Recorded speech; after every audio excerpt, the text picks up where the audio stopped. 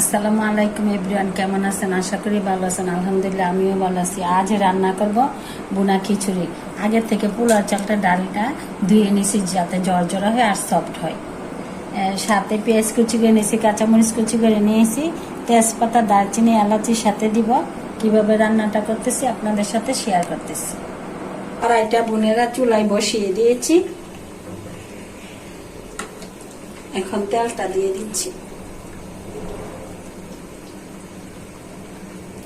আর বুনা খিচুড়ি একটু সরেন না পাতিলের মধ্যে রান্না করলে বা কড়াইয়ে রান্না করলে এটা ঝরঝরা হয়, সুন্দর হয়। তার জন্য আমি কড়াইয়ের মধ্যেই বসাই দিচ্ছি। এলাচি, দারচিনি, তেজপাতাটা দিয়ে দিচ্ছি। এটা আগে তেলের মধ্যে বাজলে ভালো একটা সেন্ট আসে, খেতেও ভালো লাগে। তার জন্য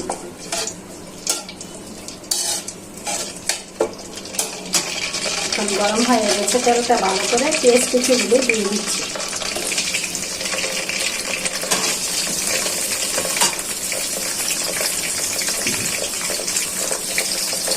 ভালো করে পেঁয়াজটা বাইজা নিই।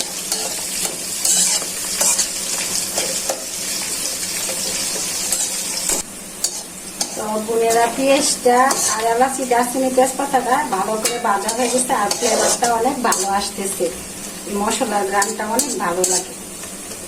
এখানে চাউলগুলো দিয়ে দিচ্ছি, আগে থেকে পরিষ্কার করে ধুয়ে রাখা পোলার চালের ডালগুলো দিয়ে দিচ্ছি।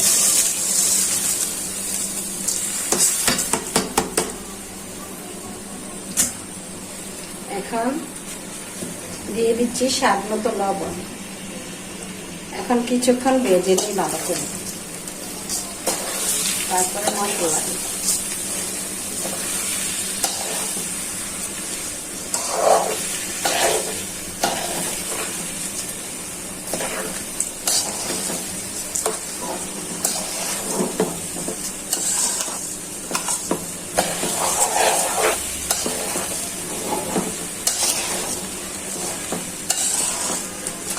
ভাজাটা ভালো করে হয়ে যায়।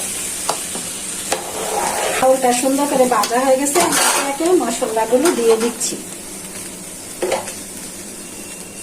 দিয়ে দিচ্ছি পরিমাণ মতো রসুন বাটা, দিয়ে দিচ্ছি পরিমাণ মতো আদা বাটা। আর খিচুড়িতে আদা রসুন ভালো করে না দিলে স্বাদ হয় না। দিয়ে দিচ্ছি পরিমাণ মতো ধনিয়ার গুঁড়া, দিয়ে দিচ্ছি পরিমাণ মতো জিরার গুঁড়া,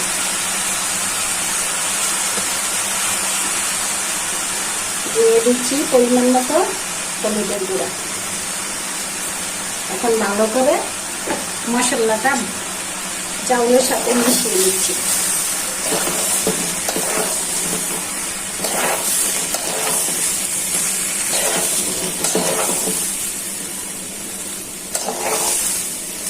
মশলাটা দিয়ে চাউলটা ভালো করে ভাজতে হবে।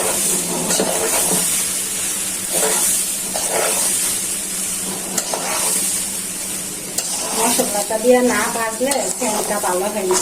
এই যে ভাজটাতে যে কি একটা ফ্লেভার আসতেছে, ভালো মশলার একটা সুন্দর গ্রাম আসতেছে। আর এরকম ভাবে রান্না করলে ইয়াটা জর্জরা হয়। পোলার চালটা ভাজা না হলে জর্জরা হয়।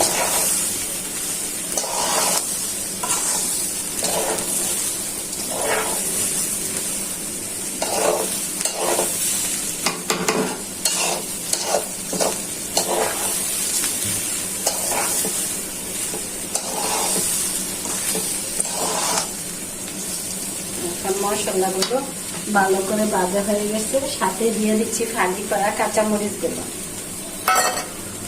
দিয়ে দিচ্ছি ফুটন্ত পানি।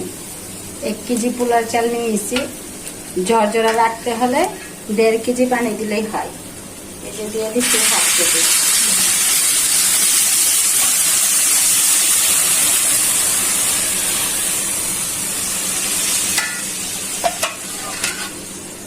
ঝরঝরা রান্না করলে পানিটা একটু কমিয়ে দিলে, অল্প আঁচে রেখে দিলে খিচুড়িটা ঝরঝরা হয়।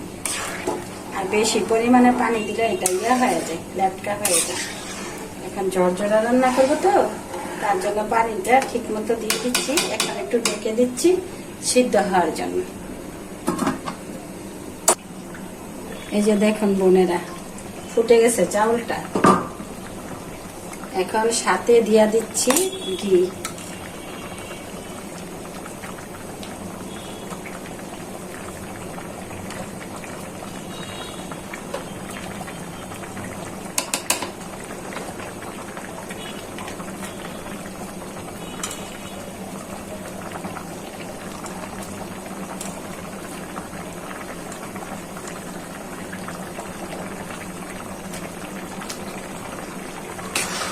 তো বোনেরা ঘিটা দিছি, এখন মনে করেন সেন্ট আসবে, ভালো একটা ফ্লেভার আসবে, আর খাইতেও অনেক স্বাদ লাগবে।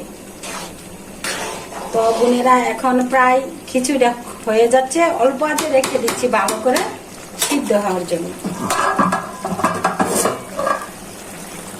একটু রেখে দিচ্ছি।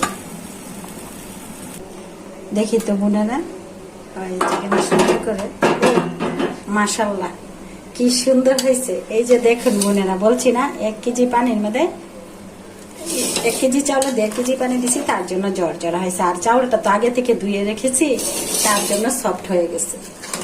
এখন দেখাচ্ছি ভালো করে সিদ্ধ হয়ে গেছে আর সফট। এই যে দেখুন কি সুন্দর, এই যে সফট হয়ে গেছে। আগে থেকে ধুয়ে পরিষ্কার করে রাখলে, আধা ঘন্টা বা 1 ঘন্টা আগে রেস্টে রাখলে পানিও কম লাগে আর জর্জরা হয়। এই যে দেখুন কি সুন্দর জর্জরা বোনা খিচুড়িটা হয়েছে। গরুর মাংস দিয়ে খাবো। তো বোনেরা ভালো থাকবেন, সুস্থ থাকবেন, আমার ভিডিওগুলো বেশি বেশি দেখবেন, লাইক কমেন্ট করে সাপোর্ট করে আমার পাশে থাকবেন। আল্লাহ হাফেজ।